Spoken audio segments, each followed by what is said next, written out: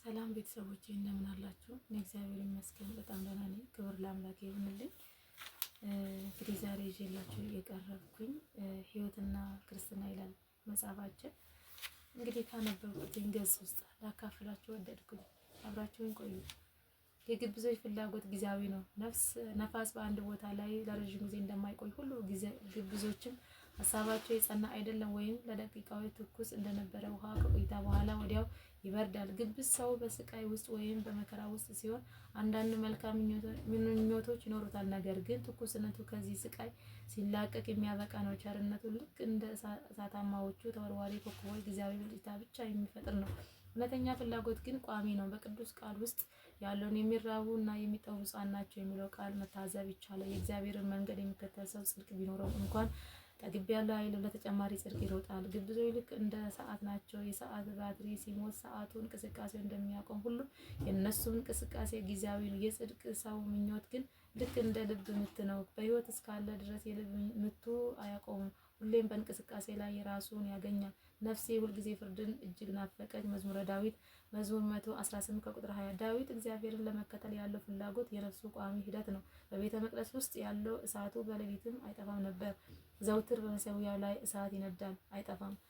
የግብዞች ፍላጎት ምክንያታዊ አይደለም። ግብዞች በየትኛው ጊዜ እንቅስቃሴ ማድረግ እንዳለባቸው አያውቁም። እርምጃቸው እቅድና ዓላማ የሌለው ነው። ደጁ በተዘጋ ጊዜ እያንኳኩ እንደሚመጡ ደናግላን ናቸው። ቅዱስ ማቴዎስ ወንጌል ምዕራፍ 25 ቁጥር 11። ግብዞች ጤናማ በሆኑበት እና ብልጽግና ባላቸው ጊዜያት የፍላጎታቸው ፍሰት ወደ መልካሙ ከመውሰድ ይልቅ አካሄዳቸው ምስቅልቅል ወዳለው ጎዳና እንዲሄድ ያደርጋሉ። ግብዝ የሚፈልገው ኃጢአትን እንጂ ጽድቅን አይደለም። ግብዝ ሰው ኃጢአቱን መጠበቅ ሲሳነውና የመሞቻ ጊዜ እንደቀረበ ሲረዳ ወደ መንግሥተ ሰማያት የሚወስደውን የጉዞ ትኬት ለመውሰድ በእጅጉ ይመኛል። የቅዱስ ሉቃስ ወንጌል ምዕራፍ 13 ቁጥር 25። ይህ የግብዞች ጥልቀት ጥፋት ነው። ምኞታቸው በጣም የዘገየ ነው። ግብዝ ሰው ፍርዱ ከተፈጸመ በኋላ ይቅርታ እንደሚጠይቅ እስረኛ የመጨረሻዋ እስትንፋሱ በምትወጣበት ጊዜ ፍላጎቱን ይለካል። እነዚህ የአልጋ ቁራኛ ምኞቶች የውሸት ናቸው። ነገር ግን እውነተኛ ፍላጎቶች ወቅታዊና ፈጣን ናቸው። እናንተስ አስቀድማችሁ የእግዚአብሔርን መንግሥት ጽድቁንም ፈልጉ፣ ይህም ሁሉ ይጨመርላችኋል። የቅዱስ ማቴዎስ ወንጌል ምዕራፍ 6 ከቁጥር 33። ዳዊት እግዚአብሔርን የተጠማው በጊዜ ነበር። መዝሙረ ዳዊት መዝሙር 62 ከቁጥር 1። እነዚህ እንግዲህ በእውነተኛና በሐሰተኛ ረሃብ መካከል ያሉ ልዩነቶች ናቸው። ይህን እውነተኛ ረሃብ የሚያገኙ ሁሉ ራሳቸውን ለእግዚአብሔር የሰጡ ናቸው፣ እናም በዚህ ሊጽናኑ ይችላሉ። ነገር ግን አንዳንዶች ደግሞ ጽድቅን ለማግኘት ያለኝ ረሃብ በጣም ደካማ ስለሆነ ምናልባት እውነተኛ አይደለም ብዬ እሰጋለሁ ብለው ይጠይቃሉ። ይህ ጥያቄ መልስ ያስፈልገዋል። ምንም እንኳን የልብ ምት በጣም በዝግታ ቢመታም ሕይወት ለመኖሩ የሚጠቅሙ ነው። በተመሳሳይ ረሃባችን ደካማ ቢሆንም ተስፋ ልንቆርጥ አይገባም። ሸንበቆ ለመስበር ቀላል የሆነ ተክል ነው። በተለይ ደግሞ በተቀጠቀጠ ነገር ተስፋ የማንቆርጥ ከሆነን በሁኔታ ውስጥ እግዚአብሔር የምናካትት ከሆነ ይህ የተቀጠቀጠ ሸንበቆ አይሰበርም። እንዲያውም እንደ አሮን በትር ቅርንጫፍ ያበቅላል፣ ያብባልን። በድካማችሁ ጊዜ ምንጊዜም እግዚአብሔር መመልከት መቻል አለባችሁ። እርሱ መሐሪ ነው፣ ስለዚህ ድካማችሁን ይታገሳል። እርሱ ኃያል ነው፣ ስለዚህ ይረዳችኋል።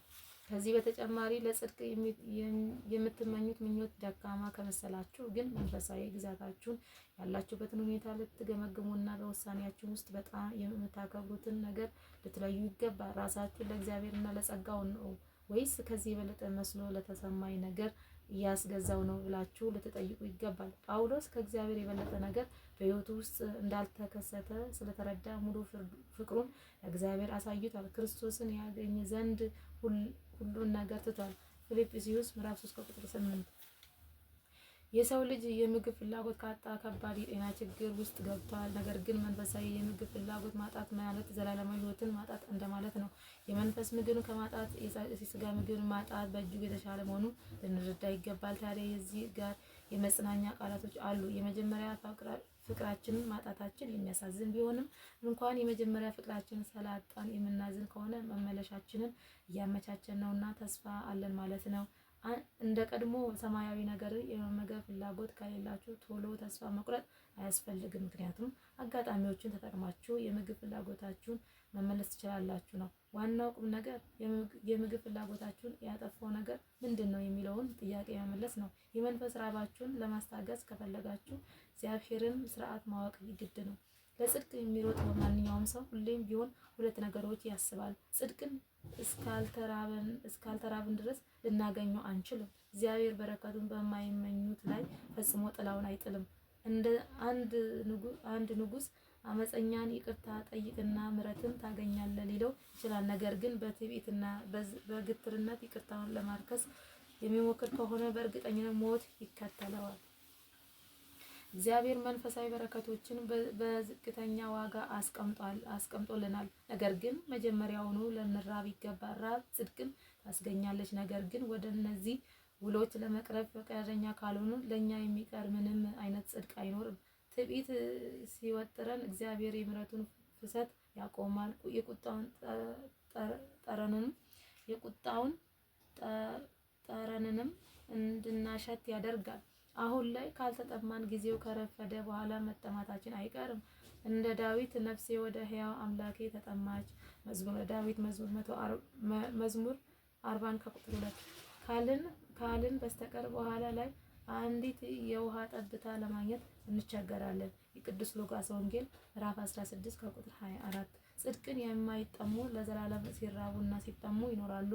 ምሕረትን ይጠማሉ፣ ነገር ግን አያገኟትም። ሙቀት ጥማትን ይጨምራል። ይህን በሚገባ ለማወቅ በረሃ ላይ የሚኖርን ሰው መጠየቅ በቂ ነው። እንዲሁ የገሃነም እሳት በእጅጉ ውሃ ያስጠማል። ይህ ሙቀት የምሕረትን ጥማትን ይጨምራል፣ ነገር ግን ጥምን የሚያስታግስ ምንም ነገር አይኖርም። ታዲያ ራባችንን የምናስታግስበት ምንም እድል በማይኖርበት ጊዜ ላይ ከምንደርስ መጀመሪያውኑ የረሃብ ስሜት ሲሰማን ማስታገሱ አይሻልምን? የምሕረት ድልድይ ከተሰባበረ በኋላ በምን አይነት መንገድ የኃጢአትን ወንዝ ልንሻገረው እንችላለን? በመቀጠል መንፈሳዊ ረሃብ በውስጣችን እንዲኖር የሚረዱን ነገሮች እንመልከት። የምግብ ፍላጎት የሚከለክሉ ነገሮች አስወግዱ። አስቀድመን እንዳልነው የአንድ ሰው ሆድ በነፋስ ሲሞላ የምግብ ፍላጎት በእጅጉ ይወርዳል። ስለዚህ አንድ ሰው ስለ ራሱ ጽድቅ ስሜቱን በነፋስ ሲሞላ የእግዚአብሔርን ጽድቅ አይራብም። በትዕቢት የተወጠረች ነፍስ የሚበቃኝ ጸጋ አለኝ ብላ ስለምታስብ የረሃብ ስሜት አይሰማትም። ነገር ግን በውስጧ ያለው ነፋስ ብቻ ነው። እነዚህ የነፍስ ትንቶች ከመወጠር በዘለለ ምንም አይነት ጠቀሜታ የላቸውም። ሌላውን ጣፋጭ ነገሮች የምግብ ፍላጎታችንን እንደሚዘጉ ሁሉ የዓለምን ጣፋጭ ነገሮችን መመገብ ለእግዚአብሔር እና ለጸጋው ያለንን ፍላጎት እንደሚያሳጣ መገንዘብ መቻል አለብን። ዓለምን አጥብቆ የወደደ በተመሳሳይ ጊዜ ከእግዚአብሔር ጋር ራሱን ያወዳጀ አንድም ሰው አትጠሩልኝም። ነፋስ በአንድ ጊዜ ሁለት ጽንፎች መሸከም አይቻላትም። ነፍስ በአንድ ጊዜ ሁለት ጽንፎች መሸከም አይቻላትም። ዓይን በአንድ ጊዜ ወደ ሰማይም ወደ ምድርም መመልከት እንደማይችል ሁሉ ሰው በተመሳሳይ ጊዜ ዓለምንም ጽድቅንም መውደድ አይችልም። ለምድር ያለን ከፍተኛ ፍቅር ለመንፈሳዊ ነገሮች ያለንን ፍላጎት ያጠፋል። ዓለሙንና በዓለም ያለውን አትውደዱ። አንደኛ ዮሐንስ ምዕራፍ 2 ከቁጥር 15። አስታውሱ፣ ኃጢአት የሚሆነን በምድር ላይ ስላለን አይደለም፣ ምድርን አጥብቀን ስለወደድናት እንጂ። መንፈሳዊ ፍላጎታችሁ ሊያነሳሱ የሚችሉ ነገሮች ሁሉ አድርጉ። መንፈሳዊ ፍላጎታችሁን ሊያነሳሱ የሚችሉ ነገሮች ሁሉ አድርጉ። ፍላጎታችሁን የሚጨምሩ ሁለት ነገሮች አሉ። እነማን ናቸው የሚለውን ደግሞ አብረን እንደ እግዚአብሔር መልካም ፍቃድ እንቀጥላለን ማለት ነው። ለነበረን ጊዜ የአምላካችን የቅዱስ እግዚአብሔር ስሙ የተመሰገነ ይሁን። እንግዲህ የቅዱሳን አምላክ ክብር ምስጋና ለሱ ይሁን። እንደ ቅዱስ ቃሉ ደግሞ እንድንኖር መልካም ፈቃዱ ይሁንልን ለማለት ወዳለሁ። እንግዲህ ሰብስክራይብ እያደረጋችሁ እንድታበረታቱኝ በእግዚአብሔር ስም እጠይቃለሁ ማለት ነው። እንግዲህ እንደዚህ አይነት ነገሮች እንዲደርሳችሁ ማለት ነው። እንግዲህ በቅዱስ ቃሉ ብቻ እንድንጓዝ አምላክ ቅዱስ ዳዊት ይርዳን ከምንም በላይ ማለት ነውና እግዚአብሔር ለነበረን ቆይታ የአምላካችን ቅዱስ እግዚአብሔር ስሙ የተመሰገነ ይሁን። ሰላም ሆኖልኝ። እንግዲህ ሰላም ቤተሰቦቼ እንደምን አላችሁ? እኔ እግዚአብሔር ይመስገን በጣም ደህና ነኝ። ክብር ለአምላክ ይሁንልኝ። እንግዲህ ዛሬ ይዤላችሁ የቀረብኩኝ ሕይወትና ክርስትና ይላል መጽሐፋችን። እንግዲህ ካነበብኩት ገጽ ውስጥ ላካፍላችሁ ወደድኩኝ። አብራችሁን ቆዩ። የግብዞች ፍላጎት ጊዜያዊ ነው።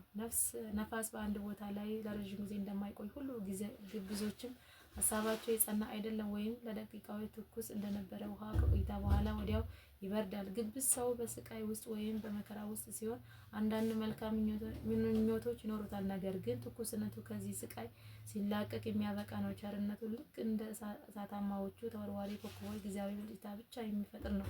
እውነተኛ ፍላጎት ግን ቋሚ ነው። በቅዱስ ቃል ውስጥ ያለውን የሚራቡ እና የሚጠሙ ብፁዓን ናቸው የሚለው ቃል መታዘብ ይቻላል። የእግዚአብሔርን መንገድ የሚከተል ሰው ጽድቅ ቢኖረው እንኳን ጠግቤያለሁ አይልም፣ ለተጨማሪ ጽድቅ ይሮጣል። ግብዞች ልክ እንደ ሰዓት ናቸው። የሰዓት ባትሪ ሲሞት ሰዓቱ እንቅስቃሴው እንደሚያቆም ሁሉ የእነሱም እንቅስቃሴ ጊዜያዊ ነው። የጽድቅ ሰው ምኞት ግን ልክ እንደ ልብ ምት ነው። በሕይወት እስካለ ድረስ የልብ ምቱ አያቆምም።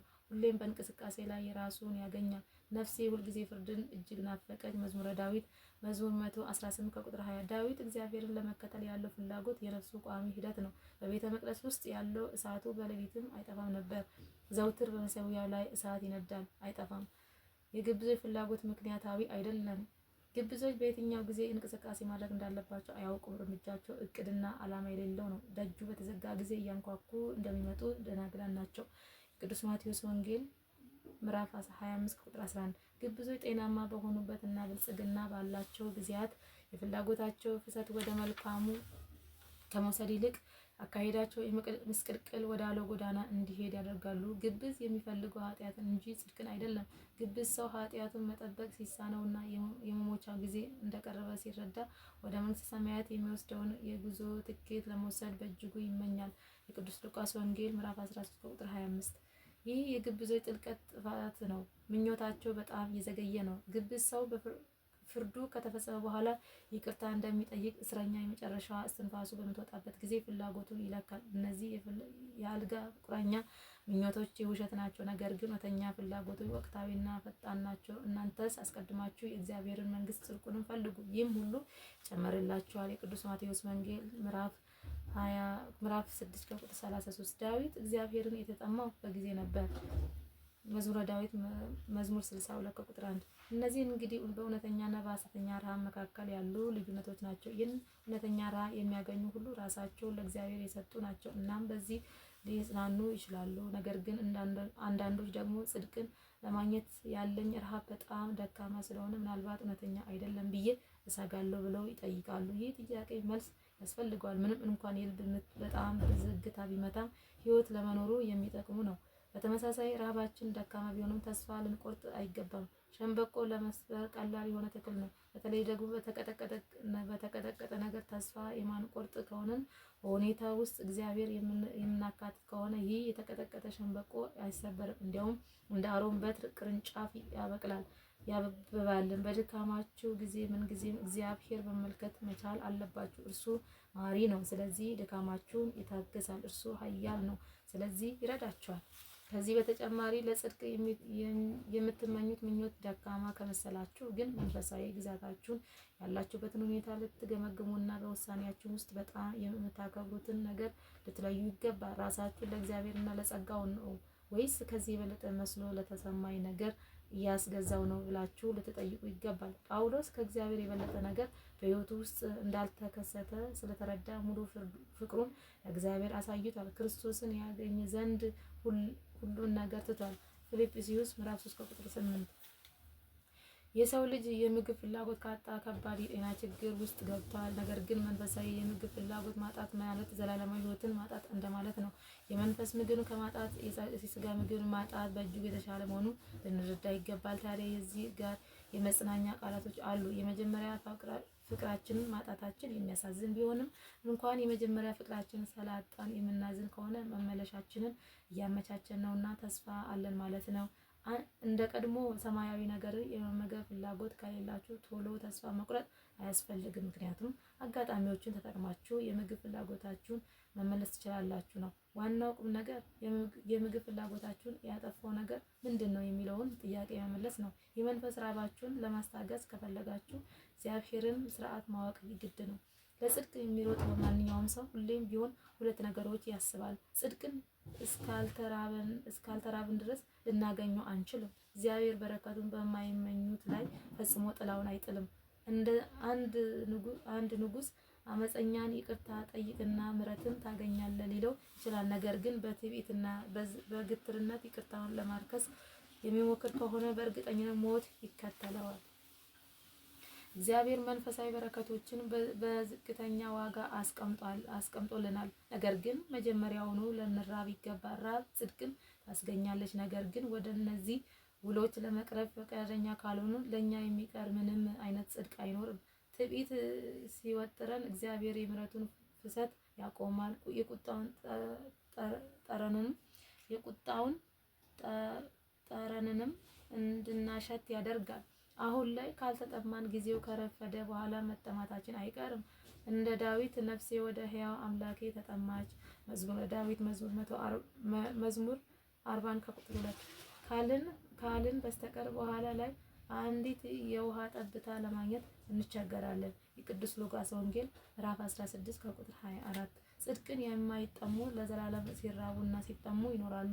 ምሕረትን ይጠማሉ፣ ነገር ግን አያገኟትም። ሙቀት ጥማትን ይጨምራል። ይህን በሚገባ ለማወቅ በረሃ ላይ የሚኖርን ሰው መጠየቅ በቂ ነው። እንዲሁ የገሃነም እሳት በእጅጉ ውሃ ያስጠማል። ይህ ሙቀት የምሕረትን ጥማትን ይጨምራል፣ ነገር ግን ጥምን የሚያስታግስ ምንም ነገር አይኖርም። ታዲያ ራባችን የምናስታግስበት ምንም እድል በማይኖርበት ጊዜ ላይ ከምንደርስ መጀመሪያውኑ የረሃብ ስሜት ሲሰማን ማስታገሱ አይሻልምን? የምሕረት ድልድይ ከተሰባበረ በኋላ በምን አይነት መንገድ የኃጢአትን ወንዝ ልንሻገረው እንችላለን? በመቀጠል መንፈሳዊ ረሃብ በውስጣችን እንዲኖር የሚረዱን ነገሮች እንመልከት። የምግብ ፍላጎት የሚከለክሉ ነገሮች አስወግዱ። አስቀድመን እንዳልነው የአንድ ሰው ሆድ በነፋስ ሲሞላ የምግብ ፍላጎት በእጅጉ ይወርዳል። ስለዚህ አንድ ሰው ስለ ራሱ ጽድቅ ስሜቱን በነፋስ ሲሞላ የእግዚአብሔርን ጽድቅ አይራብም። በትዕቢት የተወጠረች ነፍስ የሚበቃኝ ጸጋ አለኝ ብላ ስለምታስብ የረሃብ ስሜት አይሰማትም። ነገር ግን በውስጧ ያለው ነፋስ ብቻ ነው። እነዚህ የነፍስ ትንቶች ከመወጠር በዘለለ ምንም አይነት ጠቀሜታ የላቸውም። ሌላውን ጣፋጭ ነገሮች የምግብ ፍላጎታችንን እንደሚዘጉ ሁሉ የዓለምን ጣፋጭ ነገሮችን መመገብ ለእግዚአብሔር እና ለጸጋው ያለንን ፍላጎት እንደሚያሳጣ መገንዘብ መቻል አለብን። ዓለምን አጥብቆ የወደደ በተመሳሳይ ጊዜ ከእግዚአብሔር ጋር ራሱን ያወዳጀ አንድም ሰው አትጠሩልኝም። ነፋስ በአንድ ጊዜ ሁለት ጽንፎች መሸከም አይቻላትም። ነፍስ በአንድ ጊዜ ሁለት ጽንፎች መሸከም አይቻላትም። ዓይን በአንድ ጊዜ ወደ ሰማይ ወደ ምድር መመልከት እንደማይችል ሁሉ ሰው በተመሳሳይ ጊዜ ዓለምንም ጽድቅንም መውደድ አይችልም። ለምድር ያለን ከፍተኛ ፍቅር ለመንፈሳዊ ነገሮች ያለንን ፍላጎት ያጠፋል። ዓለሙንና በዓለም ያለውን አትውደዱ። አንደኛ ዮሐንስ ምዕራፍ 2 ከቁጥር 15።